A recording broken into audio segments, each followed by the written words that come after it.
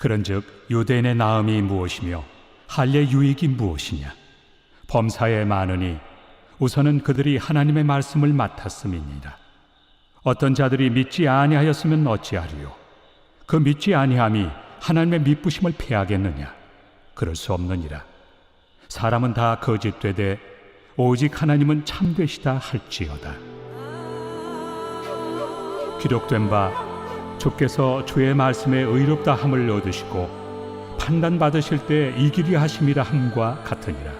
그러나 우리 불의가 하나님의 의를 드러나게 하면 무슨 말 하리요? 내가 사람의 말하는 대로 말하노니 진노를 내리시는 하나님이 불의하시냐? 결코 그렇지 아니하니라. 만일 그러하면 하나님께서 어찌 세상을 심판하시리요? 그러나 나의 거짓말로 하나님의 참되심이 더 풍성하여 그의 영광이 되었다면 어찌 내가 죄인처럼 심판을 받으리요?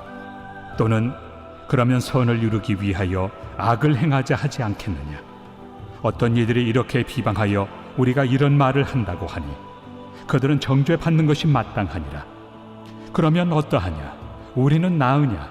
결코 아니라. 유대인이나 헬라인이나 다 죄 아래 있다고 우리가 이미 선언하였느니라. 기록된 바 의인은 없나니 하나도 없으며 깨닫는 자도 없고 하나님을 찾는 자도 없고 다 치우쳐 함께 무익하게 되고 선을 행하는 자는 없나니 하나도 없도다. 그들의 목구멍은 열린 무덤이요 그 혀로는 속임을 일삼으며 그 입술에는 독사의 독이 있고 그 입에는 저주와 악독이 가득하고 그 발은 피 흘리는 데 빠른지라. 파멸과 고생이 그 길에 있어 평강의 길을 알지 못하였고 그들의 눈앞에 하나님을 두려워함이 없느니라 함과 같으니라.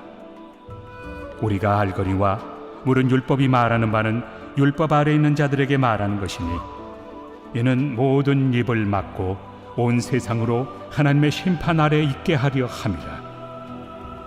그러므로 율법의 행위로 그의 앞에 의롭다 하심을 얻을 육체가 없나니 율법으로는 죄를 깨달음이니라. 안녕하세요. 저는 청년부를 담당하고 있는 장한생 강도사입니다.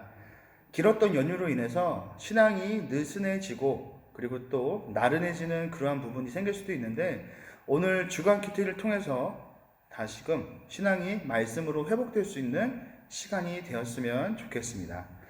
오늘 여러분들과 함께 살펴볼 본문의 말씀은 로마서 3장 1절에서 20절까지의 말씀입니다.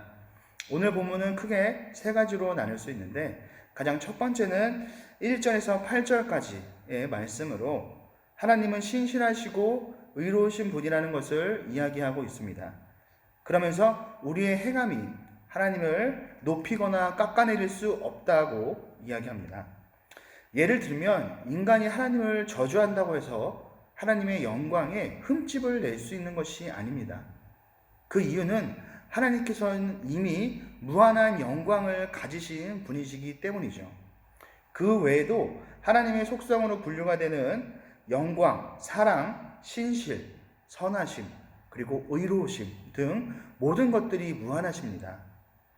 그와 반대로 우리가 아무리 예배를 드린다고 해서 하나님의 영광을 더욱더 빛나게 하는 것도 아닙니다. 그 이유는 마찬가지로 하나님께서는 이미 무한한 영광을 가지신 분이시기 때문이죠. 그래서 만일 우리가 어떠한 행동을 하든지 하나님께 직접적으로 영향을 줄 수 있는 것은 아무것도 없습니다. 심지어 율법적인 행동마저도 궁극적으로 우리를 구원해 줄 수 없다고 설명을 하고 있습니다. 두 번째 단락은 9절에서 18절까지의 말씀인데 모든 인간이 죄 아래에 있으며 그리고 그 인간 중에는 유대인도 예외가 되지 않는다라고 이야기합니다. 유대인들은 하나님의 선택을 받았다는 선민의식이 매우 강한 민족이었습니다. 그래서 구원 역시도 자신들에게만 주어졌다라고 생각을 했습니다. 그리고 자신에게 할례와 율법을 지킴으로써 그들이 의롭게 되었다라고 생각을 했기 때문이죠. 유대인들을 대표하는 두 가지가 바로 할례와 율법입니다. 할례는 아브라함의 자손이라는 것을 외적으로 증거하는 그 증거가 되면 이를 통해서 하나님의 언약 백성 아브라함에게 주셨던 그 언약의 내용이 자신에게도 향하고 있음을, 그리고 자신이 그 언약의 주인공이 됨을 나타내는 그러한 증거로 삼았습니다. 그래서 초기 교회를 구성했던 유대인들 역시 이 할례에 대해서 매우 강조하는 모습을 우리는 성경을 통해서 볼 수 있습니다. 율법의 경우 하나님의 백성이 행해야 하는 것을 말하기 때문에 이것을 지킨다면 자신들이 구원을 얻을 수 있다라고 유대인들은 생각했습니다. 그 결과로 단순히 유대인들은 그 율법을 지키는 것에만 집중한 나머지 그 율법 안에 있는 하나님의 의를 발견하지 못하고, 심지어는 다른 사람을 비방하는 무기로서 그 율법을 사용하기도 했습니다. 예수님 당시에 바리새인과 율법 교사들이 예수님께 율법을 가지고 공격하는 모습을 우리가 복음서를 통해서 또한 볼 수 있습니다. 유대인들은 율법과 할례와 같이 하나님의 말씀이 그들에게 다른 민족에 비해서 먼저 주어진 이유를 알지 못했습니다. 단순하게 주어진 것을 통해서 자신들을 다른 사람보다 의로운 사람이라고 생각을 하고 보다 우월한 민족이라고 생각을 했습니다. 하지만 이들이 다른 민족에 비해 먼저 선택을 받은 이유는 베드로전서 2장 9절을 보면 알 수 있는데, 그러나 너희는 택하신 족속이요 왕같은 제사장들이요 거룩한 나라요 그의 소유가 된 백성이니 이는 너희를 어두운 데서 불러내어 그의 기이한 빛에 들어가게 하신 이의 아름다운 덕을 선포하게 하려 하심이라 라고 얘기합니다. 이것을 긴 문장이지만 이것을 요약해서 이야기하면 세상에 하나님을 전하고 나타내기 위해서 먼저 부르심을 받았다라는 내용입니다. 구약 성경을 봐도 이러한 내용을 찾을 수가 있는데, 이사야 43장 21절을 보면 이 백성은 내가 나를 위하여 지었나니 나의 찬송을 부르게 하려 함이니라 라고 이미 구약에서부터 선택받은 백성의 그 이유가 무엇인지를 설명하고 있습니다. 하지만 복음이 가장 먼저 전해진 이스라엘은 자신들의 그 정체성, 자신들이 살아가는 그 이유에 대해서 제대로 이해하지 못했기 때문에 그 말씀이 가리키는 최종 목적지인 예수 그리스도를 그들이 알아채지 못하고 그들이 바라보지 못하고 십자가에 못 박아 죽이기까지 했습니다. 결국 그들의 행동을 통해서 율법과 할례가 그들을 의롭게 할 수 없다는 증거가, 가장 큰 확실한 증거가 나타난 것입니다. 그리고 오늘 본문 중에 세 번째 단락은 19절과 20절인데, 유대인들이 그토록 지켰던 율법의 한계점을 바울은 지적하면서 그것이 구원을 주는 것이 아니라 죄가 무엇인지 알려주는 용도라는 것을 이야기합니다.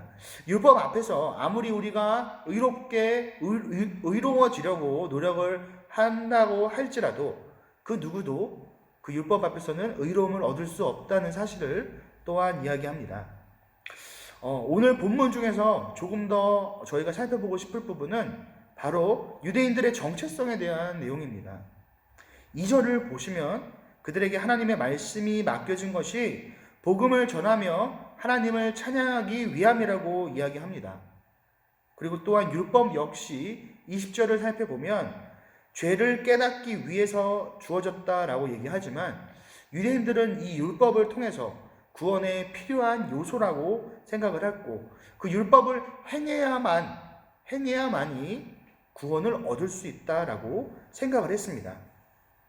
결국 하나님이 주신 그것과 본래의 의도와 다르게 이들이 받아들였기 때문에, 그리고 사용을 했기 때문에 선한 것을 가지고도 하나님을 제대로 알 수 없는 아이러니한 상황에 놓이게 된 것입니다. 본문 속 율법과 할례는 오늘날 성경과 교회 내 직분과 유사한 모습을 보이는 것 같습니다. 율법을 다른 사람을 정죄하기 위해서 사용했던 당시의 그 모습이 오늘날에는 성경을 가지고 내가 적대시하는 사람을 끌어내리기 위해서 사용되어지고 있습니다. 성경 전체를 바라보지 못하고 그 안에서 내가 필요로 하는 말을 편집해서 사용하는 결국 선한 말씀을 가지고 또 다른 죄를 짓는 것이 오늘날의 잘못된 신앙인들의 모습입니다. 그리고 또한 하나님의 언약 백성의 증표인 할례를 통해 자신을 특별한 존재로 인식했던 그러한 유대인들처럼 오늘날의 교회 내에서 직분을 통해 자신이 특별한 존재, 다른 사람보다 높은 존재, 대접받아야 되는 존재라고 생각을 하게 됩니다. 하나님의 백성으로 유대인들이 먼저 선택된 이유가 하나님을 찬양하고 이 땅에 하나님의 그 행하심을 나타내고 선포하는 것이었던 것처럼 우리가 교회 내에서 받는 그러한 직분들 역시 내가 다른 사람에게 대접을 받기 위해서 그러한 직분들을 내가 받는 것이 아니라 하나님이 나에게 주신 것이 아니라 도리어 예수님께서 그 제자들을 섬기셨던 것처럼 우리 역시 다른 사람을 위해서 헌신하고 봉사함에 있음을 우리가 기억하는 여러분들이 되셔야 합니다. 네, 오늘 큐티를 마무리하겠습니다. 코로나 전후로 교회 내에 여러 가지들이 변해가고 있는 과도기적 시기에 있습니다. 유튜브나 영상 예배, 또 비대면 예배 등 점차 부각되어져 가는 새로운 분야들이 있는데 가장 중요한 것은 이러한 여러 가지 변화 속에서도 우리 스스로가 하나님의 말씀을 읽고 묵상하고 기도함으로 개인 경건 생활을 스스로 해야 한다는 점입니다. 시대가 아무리 바뀌어도 하나님의 진리의 말씀은 변하지가 않습니다. 그리고 신앙생활을 함에 있어서 말씀을 읽고 그리고 기도하면서 묵상하는 것이 또 경건 생활의 신앙생활의 가장 중요한 부분이라는 것도 변하지 않습니다. 코로나로 인해서 우리 주변에 어려움들이 많아졌지만 하지만 그와 동시에 또 집에 있는 시간도 많아졌을 거라고 생각을 합니다. 이것을 통해서 여러분들이 하나님을 만나는 시간이 좀 더 많아졌으면 그리고 또 깊어졌으면 좋겠습니다. 성경을 통해서 우리에게 말씀하시는 것이 무엇인지를 우리가 다시 또 깨닫고 이 땅에 살아가는 동안에 하나님께서 나에게 기대하시는 것이 과연 무엇인지 우리를 먼저 불러주신 그 이유에 대해서 생각해 볼 수 있는 시간이 되었으면 좋겠고 그 계획이 무엇인지 앞으로 내가 어떻게 살아가야 할지 내가 숨을 쉬는 지금 이 순간에도 하나님께서는 나에게 어떤 행동을 원하시는지를 한번 곰곰이 잘 생각해 보시는 그러한 여러분들이 되셨으면 좋겠습니다. 이상으로 10월 5일 월요일 주간 큐티를 마치겠습니다.